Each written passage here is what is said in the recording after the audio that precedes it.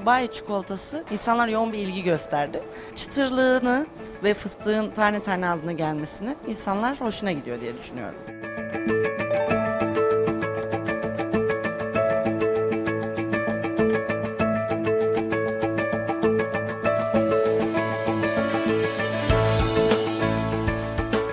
Bizim ilk dönemlerinde burada kuyruklar oluşuyordu sırada. Dubai çikolatasını yetiştiremiyoruz. Çikolatalarımız fazla gidiyor. Tezgahta yok sattığımız zamanlarımız oldu. Yetişmediği günlerimiz oluyordu. Çünkü yoğun ilgi gören bir kitle olduğu için.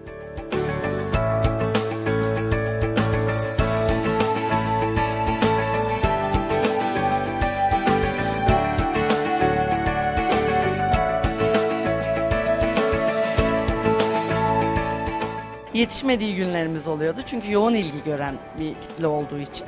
Satışlarımız iyi şükür yani. Ama ileri zamanlarda bir ihtimal azalabileceğini de düşünüyorum. Herkesin gördüğümüz telefonlarda görüyoruz. Ya Dubai çikolatası, meşhur Dubai çikolatası gündeme geldi.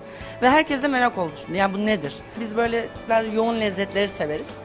Fıstıkta yoğun bir lezzet olduğu için yoğun lezzetleri tercih ediyorlar. Benim için moda bence de ama kalıcılığı olabilir bir şeydi.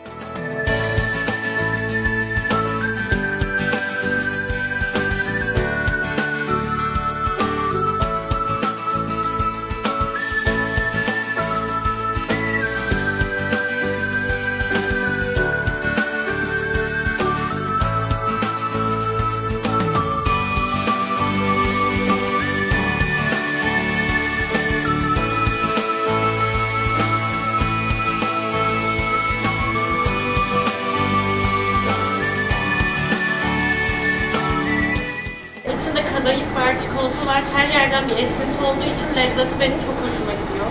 Çok beğeniyorum. Kadayıf hem Belçika çikolatası var, hem içinde fıstık var. Her türlü birleşim, buluşum iyi olmuş. Yani çok lezzetli olmuş. Peki çok sevdiğim bir ürün. Devamlı tüketiyorum. Daha da 5 tane de alacağım.